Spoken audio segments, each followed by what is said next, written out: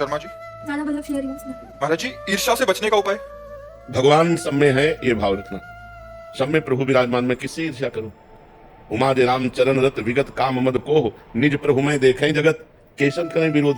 जब सब में अपना प्रभु रमा है तो हम ईर्ष्या किससे करें, क्रोध किससे करें, किसका अपमान करें। सब में भगवान विराजमान, जब तक सब में भगवान विराजमान है ऐसी भावना नहीं करेंगे, भजन नहीं करेंगे, तब तक काम क्रोध लोभ मोह मद मत्सर, मत्सर को ही ईर्ष्या कहते हैं। मत्सर मेरे से आगे निकला जा रहा है, ये देखकर जलन होना, उस जलन का नाम ईर्ष्या है। ये सबके है, ये सबके हैं 6 विकार। जब तक भजन नहीं करोगे तब तक इन विकारों पर विजय नहीं प्राप्त कर पाओ। एक ईर्ष्या ही थोड़ी है, ये 6 विकार सबके अंदर है। काम क्रोध लोभ मद मत्सर, मत्सर को ईर्ष्या कहते हैं, मद को अभिमान कहते हैं, और काम क्रोध लोभ मोह ये सबको सबके अंदर विराजमान है सबके। नाश वही कर पाएगा जो भजन करेगा, नहीं उसका नाश ये कर देंगे। ये 6 विकार नरक ले जाने वाले हैं, ये 6 विकार पतन कराने वाले हैं। इसलिए भगवान का नाम जप, भगवान की शरणागति, भगवान की लीला कथा सुनो, सब में भगवत भावना करो, ईर्ष्या खत्म हो जाएगी। शीतल जी। राधे राधे। महाराज जी, नाम जप से क्या मैं अपनी किसी की मनस्थिति बदल सकती हूँ? हाँ बिल्कुल बदल सकती है। आपको याद होगा एकांतिक में यहीं बैठे थे, उन्होंने काम धन्य मांगते अपनी पत्नी को, मैं शराब पीता था, मैं गंदे आचरण करता था, मेरी पत्नी ने नाम जप कर मुझे दिया, मेरी बुद्धि शुद्ध हो गई, आज मैं भी नाम जप कर रहा हूँ और आपका सत्संग सुन रहा हूँ। यही बैठकर उन्होंने प्रमाण दिया था कि मैं बिल्कुल आसुरी प्रवृत्ति का था, लेकिन मेरी पत्नी ने भजन करके मुझे समर्पित किया तो मेरी बुद्धि बदल गई, मेरी बुद्धि शुद्ध हो गई। पक्का ऐसा हो जाएगा यदि हम भजन कर अपने पुत्र को, अपने पिता को, अपने पारिवारिक किसी सदस्य को देंगे, उसकी उन्नति हो जाएगी, उसका मंगल होने लगेगा। प्रियंका जी, फरीदाबाद। शेरगंज। महाराज जी, गुरु तत्व क्या है और इसका सर्वत्र अनुभव कैसे करें? गुरु तत्व साक्षात पर ब्रह्म है, गुरु तत्व ब्रह्मा है, गुरु तत्व विष्णु है, गुरु तत्व महेश है, गुरु तत्व चराचर है। देखो, गुरु ब्रह्मा, गुरु विष्णु, गुरुदेव महेश्वरा और गुरु साक्षात पर ब्रह्म तस्मै श्री गुरुवे। अखंड मंडलाकारम व्याप्तमेन चराचरम।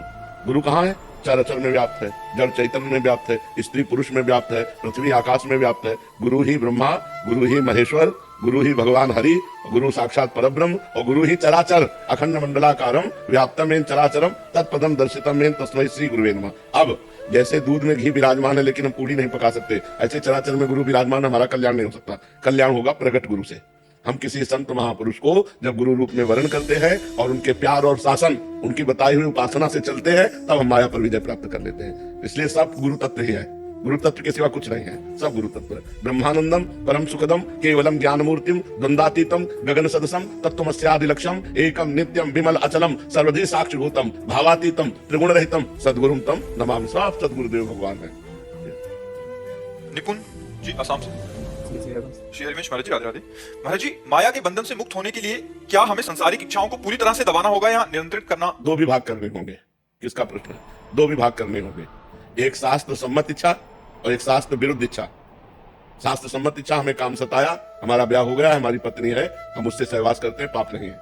हमें काम सताया, हम पराई स्त्री से सहवास करते हैं, घोर नरक मिलेगा। हमें अपनी उन इच्छाओं को दबाना है जो धर्म के विरुद्ध है, हमें उन इच्छाओं को दबाना है जो शास्त्र आज्ञा के विरुद्ध है, और जो शास्त्र सम्मत है उन इच्छाओं का पोषण करना है। गृहस्थ में हो, उन इच्छाओं का पोषण करो, जो शास्त्र सम्मत है, जो शास्त्र विरुद्ध है, उन इच्छाओं का त्याग करो। समझ पा रहे?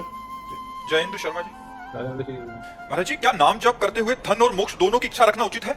अगर जरूरत धन की है तो इच्छा तो बनी ही रहेगी, और धन की इच्छा रखकर भक्ति करना भी भगवान की भक्ति है, क्योंकि भगवान ने 4 प्रकार के भक्त बताए हैं, आर्त, अर्थार्थी, जिज्ञासु और ज्ञानी। आर्त का मतलब है भारी संकट में फंस गए, अब भगवान के सिवा हमारा कोई नहीं है, तो हम भगवान को पुकारेंगे, क्योंकि भगवान के सिवा कोई है नहीं, तो भगवान हमारी संकट निवृत्ति करें, ऐसी भक्ति करना आर्त भक्ति है। तो अर्थार्थी, अब हम घर परिवार भगवान ने दिया है, अब हमको जरूरत है धन की और हमारा प्रयास निष्फल हो रहा है, अब धन कैसे प्राप्त हो? तो भगवान से तो मांगेंगे। तो भगवान से धन प्राप्ति के लिए याचना करना, ये जो भक्ति है ये अर्थार्थी भक्ति है। और भगवान को जानना, भगवान को जानने के लिए भगवान से प्रार्थना करना कि आप मुझे अपना परिचय दो, अपने तत्व का ज्ञान दो, इसे जिज्ञासु भक्त कहते हैं। और जो भगवान को प्राप्त हो गया है उसे ज्ञानी भक्त कहते हैं। 4 प्रकार के भक्त बताए, आर्त, अर्थार्थी, जिज्ञासु और ज्ञानी। तो धन प्राप्ति करना भगवान से केवल, ये भी भक्ति का स्वरूप है। और भगवान ने कहा सुकृति ना, कोई पुण्यवान पुरुष ही ऐसा सोच सकता है कि मैं भगवान से धन मांगूंगा, क्योंकि संसार से चाह तो सब कहते हैं, लेकिन केवल भगवान से चाह, ये भी भक्ति है। और भगवान की प्राप्ति भी हो जाएगी, धन की भी पूर्ति हो जाएगी और भगवान की भी प्राप्ति हो जाएगी।